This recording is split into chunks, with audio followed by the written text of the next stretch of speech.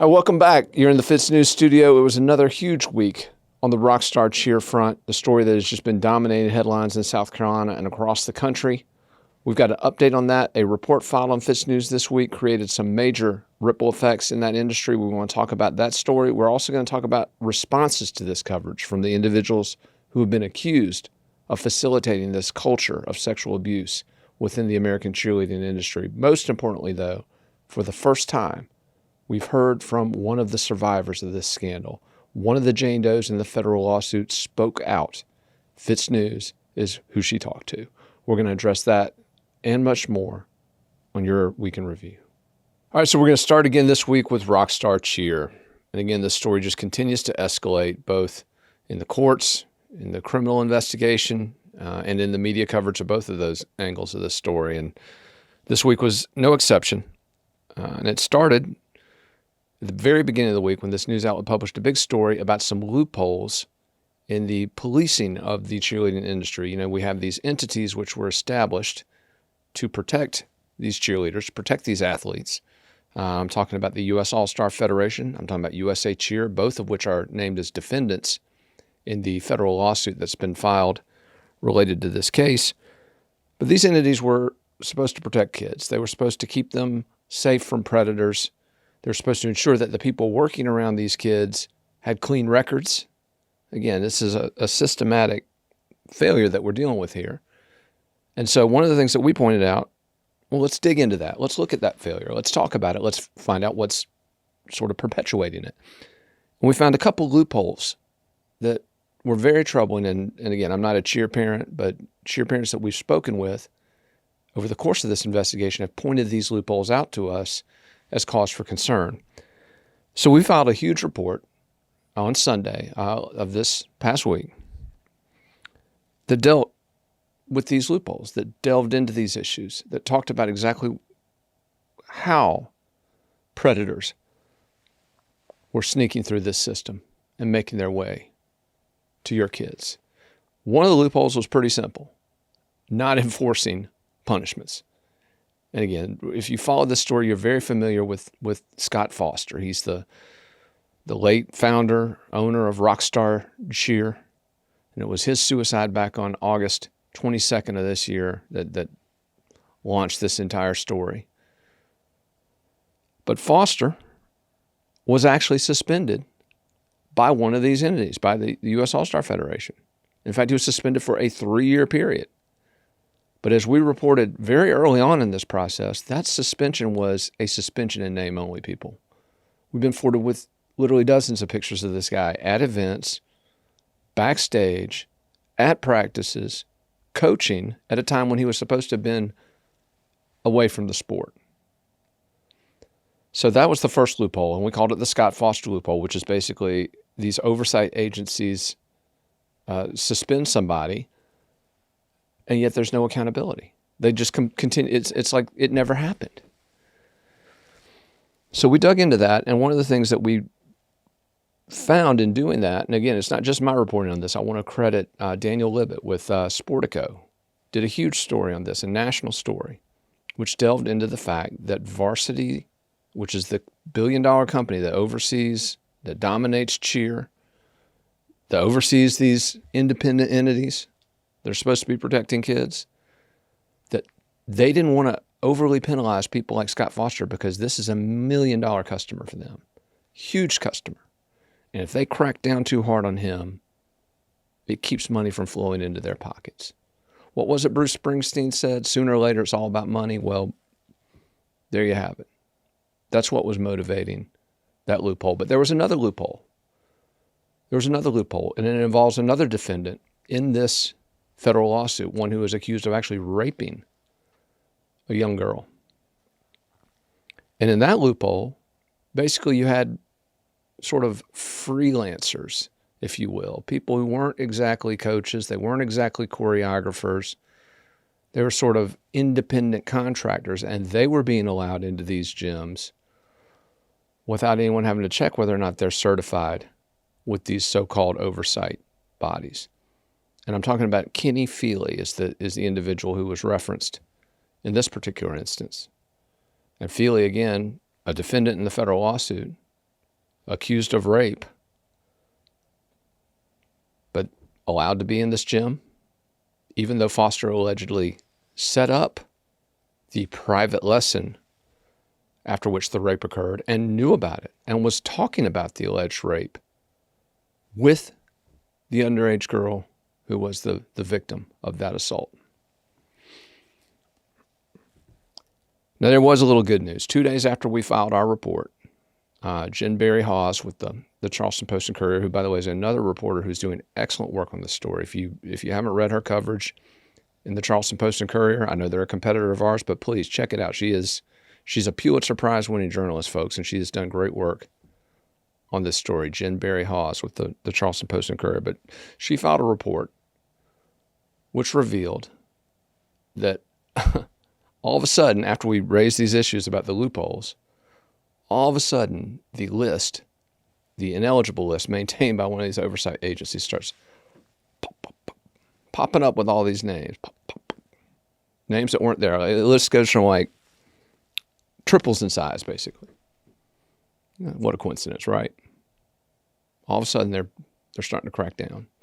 And so a lot of the names that we had been seeing come through our tip line, and our director of research, Jen Wood, who has been doing, by the way, an absolutely amazing job on this report, all of a sudden the names that we had been seeing and Jen had been seeing, they start finding their way on that list. Better late than never? No, not really. Not really. But we'll say this. They're paying attention. They know we're on to them. And not just us, but all these other media outlets that I'm referring to. And we're going to keep that pressure on. All right, so another component of the Rockstar Cheer revulsion that we covered this week was what I call denial tour. Apparently this was the week everybody accused of misconduct in this massive federal lawsuit alleging a culture of sex abuse within the American cheerleading industry. Apparently everybody got a memo this week that this was the time to deny all allegations. And they did that. The highest profile of these denials came from Jeff Webb. He is the former CEO and the founder of Varsity, that multi-billion-dollar company that dominates this industry. And in the lawsuit, Webb has been accused of basically being the architect of this conspiracy. And yes, folks, we're talking about an alleged RICO conspiracy. But Webb came out strong, called the lawsuit meritless, said he would be pushing to have his name removed as a defendant. And he said that any allegation that he was involved in this conduct was, and I quote, defamatory and spurious. So we will keep an eye on that element of this case as it advances. But there was another high-profile denial. Kenny Feely. We talked about him just a moment ago in the first segment. He issued a statement from his family, namely himself and his wife, Lisa Aucoin, in which he also denied the allegations, the rape allegation in particular in this lawsuit. He called the claims categorically false and vowed to fight to protect his reputation as one of the top coaches in the cheerleading industry. So that's a component of this story we're going to be focused on moving forward as folks address this lawsuit. It's not just allegations. There are responses to those allegations. And that brings me to an important point as we cover this story. And this matters. Do I buy these denials? I'm skeptical. But people have a right to say their piece. That's what we're here. I mean, obviously I have an obligation to call out the BS when I see it. But these folks have a right to say their piece. I mean, you're accused of something. This is America. You get to not only fight back in court, but you get to fight back in the court of public opinion. That's exactly how it should be. Exactly how it should be. But that brought me to another point that I wanted to raise, because we published a column this week that was probably one of the most compelling things that has ever appeared on our news outlet. And I know that because it wasn't from us. It was from someone who probably has a perspective on this case unlike any other. Certainly a perspective that someone like me, someone like most of the folks watching this could never comprehend. And I'm talking about a column from one of the victims, one of the survivors. That's right. This week on FITSNews, the first published account from a Jane Doe, from one of the Jane Does in the federal lawsuit was published. And I'm not going to get too into it right now because, again, you can read it on the website, but it's incredibly personal. It's incredibly compelling. We're going to get into it on the Cheer Incorporated podcast, our upcoming episode. By the way, if you haven't checked that out, please do it. It's on Apple. It's on Spotify, Cheer Incorporated. 2 episodes in, check that out. We go much deeper into this story, but I wanted to read something from this column because, we cover it. You read it. We all talk about it, but this is someone who lived it. And I wanted to just read a quick quote from this. Some of us are told not to speak up for ourselves, to be quiet, to not draw attention to ourselves. Some of the people telling us that are our very own parents, family members, or best friends. It confuses us because as kids, we were taught it's okay to have a voice. It's okay to stick up for yourself. Aren't we making bullying a topic for kids these days due to suicide as a result? Yes. But I can't talk about being raped or sexually assaulted. It's painful. This chain has to stop. I'm proud of this group of 9 people, including myself, for standing up. But let me assure you, it isn't easy. Again, I hope you go to FITSNews.com to read this entire column. But again, one of the more compelling things I've read. And it's a reminder, as we discuss this, that perspectives matter. Perspectives matter. And we've got to take them all into account as we follow this story, just like the Murdoch murders, the crime and corruption cycle we've been covering. So many angles, so many components to it. And we get so into it, we get so wrapped around the axle sometimes. But it's important to take all these perspectives into account. And that's one of the things we do at FITSNews, the open microphone. It's that way for political stuff. It's that way for this story. It's that way for every story we cover. We want to hear intelligent takes on these issues. If there's something we've missed, let us know. If there's something we got wrong, something you think we're off the mark on, let us know, because those perspectives matter too. There are a lot of people in this business that will block you, that will troll you, that will delete your comments, that will attack you if they disagree with you. That's not how we do it here. Not anymore anyway. That's not how we do it. We host a marketplace of ideas, even if those ideas run counter to the ones that we put out there. And that matters on every story, but I cannot think, people, of a story where it matters more than this one. So whether you're reading FITSNews or whether you're watching this program, the Week in Review, or whether you're listening to the Cheer Incorporated podcast, know this: we will host that conversation. And in the process, that will lead to the accountability that the victims and survivors in this case deserve. All right, so we had some Murdoch news this week, and I'm not just talking about the big story that we filed on Tuesday regarding Yemassee Police Chief Greg Alexander, whose role in this story continues to expand. There was some big news on Greg Alexander this past week, which we covered, but I want to go past that because if you follow the Murdoch story, you already know about that. You know all about Greg Alexander's involvement with the family. He's the alleged Murdoch fixer. He's the guy that got the $5,000 check from Alec Murdoch in the aftermath of the murders back in June of last year. He's the guy that got a couple thousand more in campaign contributions from various Murdoch allies. And again, the alleged family fixer, Yemassee Police Chief Greg Alexander. But the big news this week ended up breaking later in the week, and that's an exclusive report that was filed on FITSNews revealing that Alec Murdoch, the disbarred, disgraced attorney at the heart of this huge scandal, the guy who's accused of killing his wife and son last spring at their Moselle hunting property in Colleton County, Alec Murdoch tried to cut a deal. Tried to cut a deal, not just with the state, which is prosecuting him on multiple charges, financial charges, murder charges, potentially obstruction of justice charges, fraud charges. Drug charges. This guy's facing decades in prison. He'll probably be facing centuries in prison by the time it's done. But he tried to cut a deal. And he didn't just try and cut a deal with the state, tried to cut a deal with the feds too. According to sources close to this case, Murdoch's attorneys have offered what's called a proffer, an agreement to provide information to prosecutors in exchange for consideration regarding charges and sentencing against them. Pretty significant piece of information, don't you think? We think so too. Now, what was the response? You're hearing it. Crickets, people. Nothing.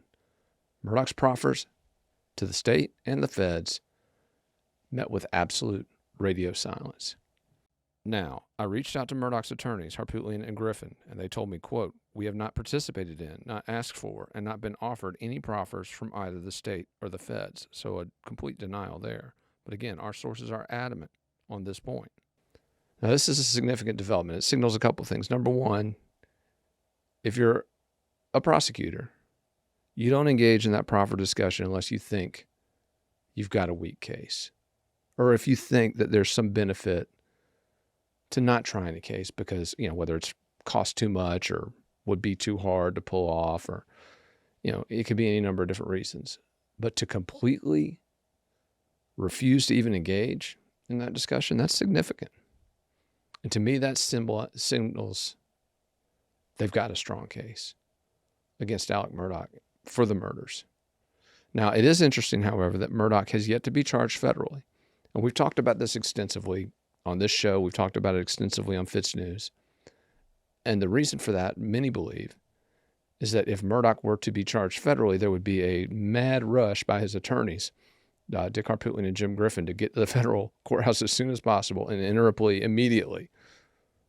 So yes, charges, will plead guilty today. And then that way Murdoch can spend time in a federal penitentiary instead of one of the South Carolina Department of Correction facilities, which people, in case you didn't read our coverage of the Lee riot a few years ago, you don't want to go to one of these facilities. But that's been the speculation, that the feds have stayed out of this case because they don't want to be perceived as giving Alex Murdaugh an out.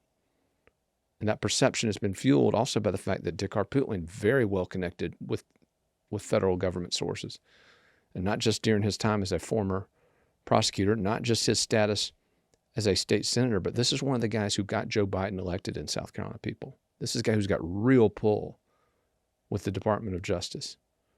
Wife's an ambassador, for crying out loud. This is a guy who is connected.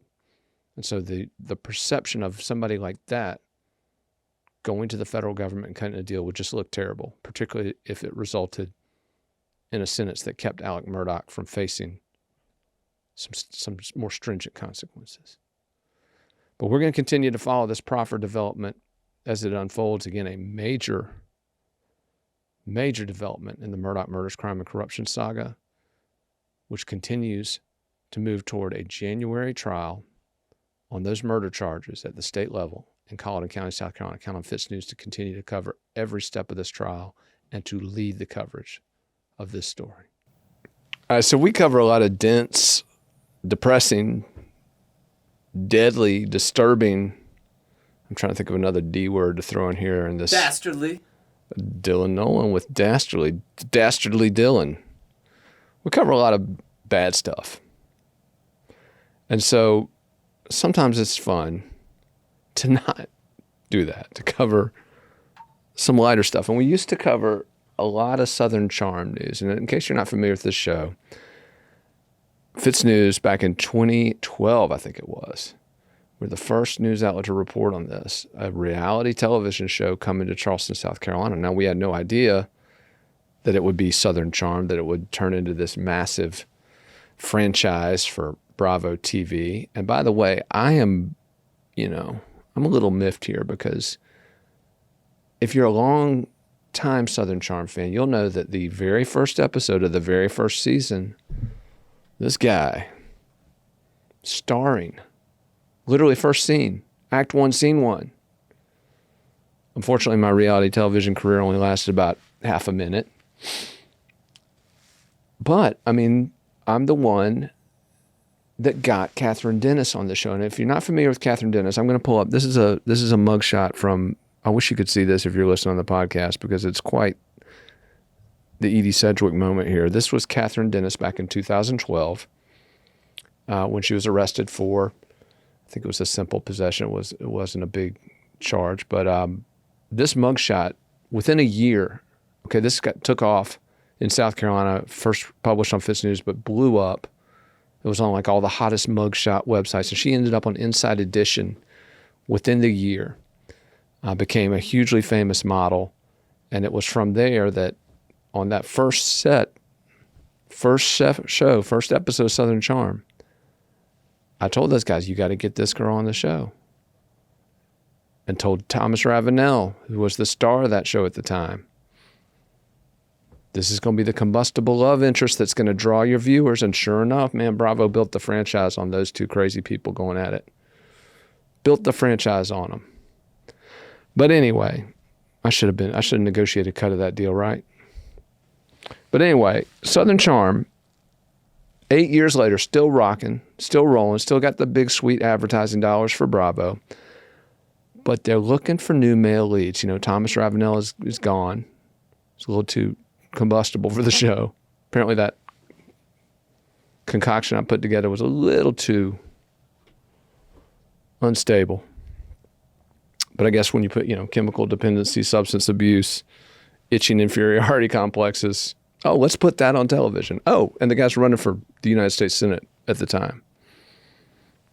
Amazing that found its way into a dramatic narrative. But anyway, Southern Charm is back, people. And again, we hadn't covered it for a while, but we put together two of the most, I think, amazing things in the reality TV world, because we took, and it's funny how all these things seem to start on FITSNews and then end up on Bravo. But guess who has been approached by the stars of Southern Charm at the request of their producers to appear on the show? None other than Ron Rawls. And if you're new to the show, folks, this is a guy whose wife stepped down on him with a U.S. congressman, and he quite simply flipped the F out. Like literally kind of lost his mind for a little while, painted a church in Greenville that he had purchased pink with the trap, turned it into a trap museum, or was going to. Anyway, apparently he sold it. But this guy's just wild. We interviewed him up in the church. Again, surprisingly lucid, surprisingly candid guy, but the public persona is just like, bam, wide open. Perfect for Southern Charm. But Ron Ross has been approached in what is probably Congressman William Timmons' worst nightmare. Timmons, of course, is the guy who's stepping out on Rollis, or stepping out with his wife. I mean, you can't script it, people. But again, starts on FITSNews, ends up on Bravo. Funny how that works. But Rollis is actually said that he's interested in doing the show. In fact, I interviewed him shortly after we broke that news. He told me that it was getting a little cold for him up in the Hamptons, where he likes to vacation during the summer, that he was ready to come back to South Carolina and stir the pot, which music to my ears, because I'm telling you, people, this guy, he drove that William Timmons sex scandal. William Timmons started it. William Timmons was the one that came out with this bizarre statement that was totally unsolicited, saying, please give me your prayers and privacy as I deal with this difficult personal issue, which was the fact that he was sleeping around with Ron Rawlins' wife. So it was Timmons that started, but it was Ron Rawls that drove that narrative. And apparently, folks, he's about to start driving narratives on Bravo TV's Southern Charm, which, again, I haven't watched that show in years. But, folks, if Ron Rawls is on that show, I am watching.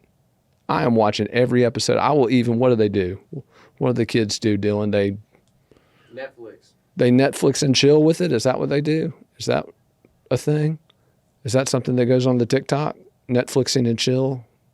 I don't know. The thing where you record it, I don't know.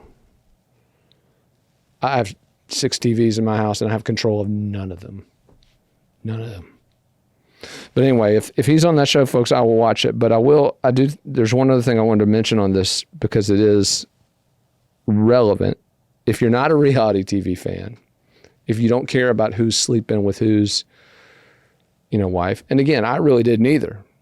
I really didn't care about the story. William Timmons was the one whose unsolicited statement to this news outlet kicked that scandal off. And I probably would have quit caring about it if William Timmons hadn't gone on the radio up in Greenville and started chewing this website out for gutter gossip on a story he literally pushed out the door. But anyway, whatever. But if you don't care about reality TV, there is a component of the story you should care about because there's political fallout for this, for William Timmons. And I'm talking about 3 candidates in the South Carolina upstate who have emerged as potential challengers to William Timmons in the coming election. Now, Timmons is unopposed this election cycle. He's going to be reelected. Despite this scandal, he's going to win a 3rd term in the U.S. Congress. But the Republican primary for the next election, which is going to start in earnest next year, he's going to face 3 different challengers. We've confirmed their names.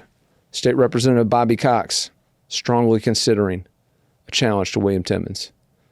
State Representative Adam Morgan, strongly considering a challenge to William Timmons. And last but not least, a guy who almost won this seat the last time there was an open primary for it, Senator Richard Cash, who has been one of the lead proponents for that total ban of abortions down in the South Carolina State House this year. So 3 credible challengers, all indicating interest in running against William Timmons in the coming election cycle. So, William Timmons, you've got a couple problems this week, man. You've got the absolutely unhinged, enraged, estranged husband of your mistress about to go on reality television, and you got 3 credible candidates coming out in the mix against you. And guess what? You know what, people? Couldn't happen to a nicer guy. Couldn't happen to a nicer guy. But count on FITSNews to not only keep you in the loop on all the latest craziness with this reality TV drama, which again, it's fun to take a break from the serious stuff and cover this, right? I had fun this week. I had fun. But we'll keep you up to speed not only on that drama, but more importantly, if you're a taxpayer in the 4th District, if you care about your representation in the U.S. Congress, we'll keep you in the loop on the very latest developments as it relates to William Timmons' political future in the South Carolina upstate. All right, that's it for this edition of the Week in Review. Thanks to everybody for tuning in. Once again, if you haven't checked out Cheer Incorporated, our podcast devoted to the Rockstar Cheer saga, it's on Apple, it's on Spotify. We've got another big edition coming this week, mirroring what we think will be some big developments in that Rockstar Cheer story. But thanks to everybody for listening. Keep it tuned to FITSNews for the very latest.